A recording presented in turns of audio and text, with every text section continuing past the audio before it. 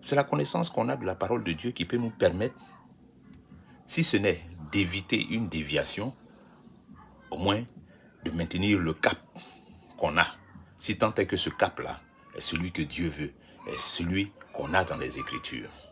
Donc le rôle de la parole de Dieu dans notre foi, dans notre piété, on ne le dira jamais assez, c'est un rôle fondamental, crucial.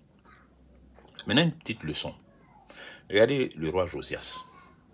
Josias, avant que le livre de la loi ne soit découvert, il vivait dans quoi? Il pratiquait quel culte? Il réagissait comment à toutes les abominations qui se passaient autour de lui? Mais j'ai envie de dire, Josias était passif. Il était passif parce qu'on voit deux comportements diamétralement opposés. Le Josias avant la découverte du livre de la loi et puis le Josias après découverte et lecture du livre de la loi. Maintenant qu'il avait la connaissance de ce qui doit être fait selon l'Éternel et non selon ce qu'il avait trouvé là comme héritage de ses pères, mais Josias a été transformé, il est devenu une autre personne carrément, eu égard au culte, à l'adoration et tout ce qui concerne les rapports entre lui et entre son peuple et l'Éternel. Josias est devenu quelqu'un de totalement différent. Si Dieu l'épargne, ce n'est pas parce que Josias était bon avant, au milieu des autres juifs. Josias était bon, c'est pas à cause de ça que Dieu l'a épargné.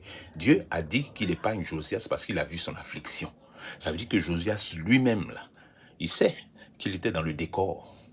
Il sait qu'il était à côté des prescriptions qu'on a dans le livre de la loi. C'est pour ça que lui-même, il s'est affligé. C'est d'abord pour ça même qu'il s'est affligé, avant même de regarder l'état de tout le peuple. Mais lui-même, le roi, il était dans le décor. Il suivait ces choses-là, qui venaient d'où? Mais c'est l'héritage que ses pères lui ont laissé.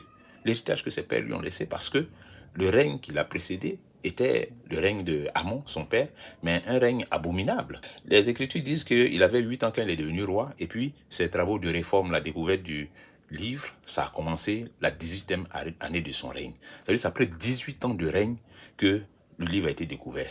Mais pendant tout ce temps, pendant ces 18 années de règne, en ce qui concerne le culte, en ce qui concerne son rapport avec l'Éternel, le rapport qu'Israël était censé avoir avec l'Éternel, c'était comment?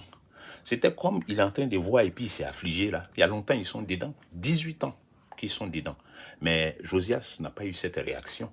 Il n'a pas eu cette réaction. Ça veut dire que lui-même, il a certainement participé à ça, à ces abominations-là.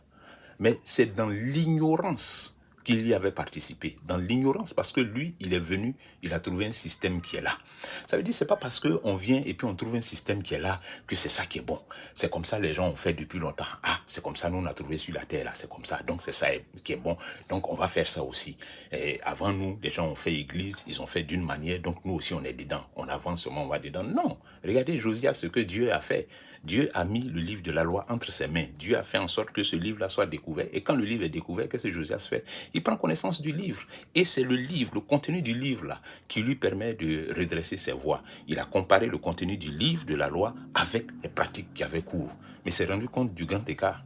Qu'est-ce qu'il a fait? Il s'est aligné sur le livre de la loi. Il ne s'est pas aligné sur les traditions, les pratiques qu'il avait trouvées là, au prétexte que c'est comme ça. C'est comme ça son père a fait, ou bien c'est comme ça ceux qui sont venus avant lui ont fait, ses prédécesseurs. Donc lui va rester dedans. Il va garder ça comme ça. Jamais de la vie. L'autorité, c'est la parole de Dieu. L'autorité, c'est la volonté de Dieu. L'autorité, c'est le livre de l'Éternel. Qu'est-ce qu'il y a écrit? Qu'est-ce que Dieu dit? Comment Dieu veut qu'on fasse? Comment Dieu veut qu'on fasse dans son peuple, là, comment il veut que son peuple soit, comment il veut que son peuple marche, quelles sont les valeurs, quels sont les principes, quelles sont les lois, quels sont les préceptes, quelles sont les choses, quel est le message que Dieu a pour nous, qu'est-ce que Dieu attend pour son Église, qu'est-ce que Dieu veut que son Église fasse, comment Dieu veut que son Église soit. Quelle doit être la pratique qui a cours, quelles doivent être les pratiques qui ont cours dans l'Église de Dieu, dans l'Église de Jésus-Christ. C'est ça qui doit être la bonne question. C'est comme ça qu'on doit s'interroger, plutôt que de reproduire ce qu'on voit les autres faire. C'est pas parce que à côté de nous, il y a une église là-bas qui fait ci, que nous aussi on va reproduire ça, sans avoir sondé ça à la lumière des Écritures. Il faut sonder à la lumière des Écritures. C'est pour ça que Dieu a permis qu'on ait ce livre.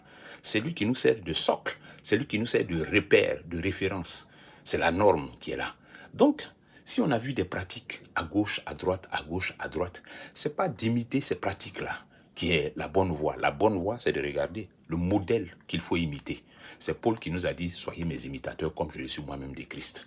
Donc, dans l'affaire d'église, là, celui qu'on doit imiter, c'est Paul. Ceux qu'on doit imiter, ce sont les apôtres, les Pierre, les Jacques, les Jean, tous ces frères qui sont dans les Écritures là. Comment les Épaphras ont marché, comment les Épaphrodites se sont comportés, comment des hommes de Dieu qu'on a dans les Écritures ont fait, affaire d'église là, comment ils ont géré ça. Quelles sont les instructions que Paul a données aux églises? Ça nous inspire, ça nous oriente. Quelles sont les instructions qui ont été données aux Corinthiens dans certaines circonstances? Ça nous éclaire, ça nous oriente, ça nous inspire. Dans les actes des apôtres, vous entendez le nom du livre, non? Les actes des apôtres, les actes que les apôtres ont posés dans la construction de l'église. Jésus les a utilisés pour construire l'église.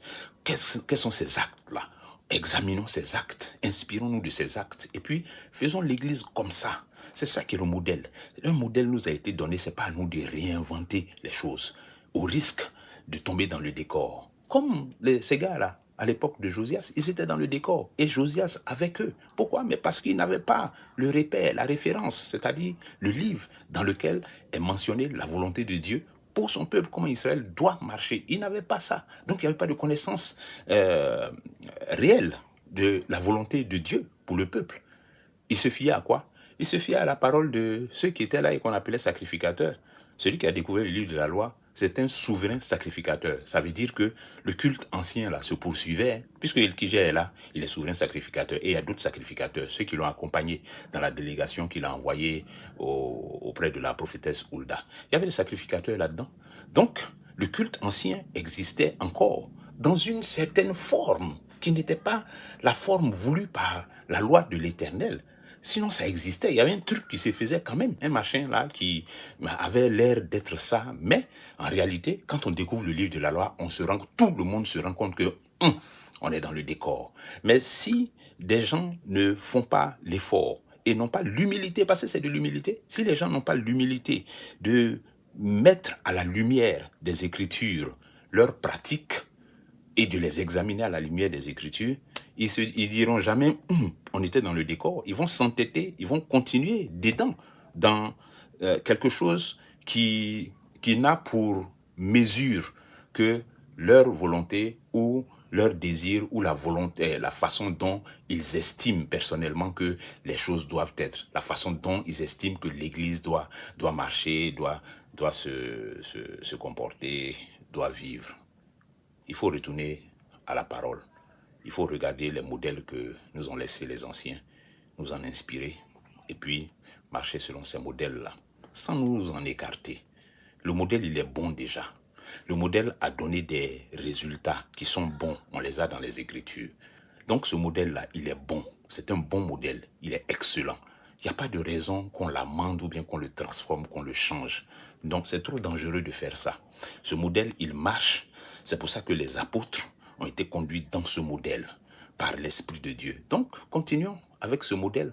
Continuons avec ce modèle qui a fait ses preuves, qui a montré que c'est le bon modèle qui est là. Le bon modèle pour l'Église. Que Dieu nous bénisse.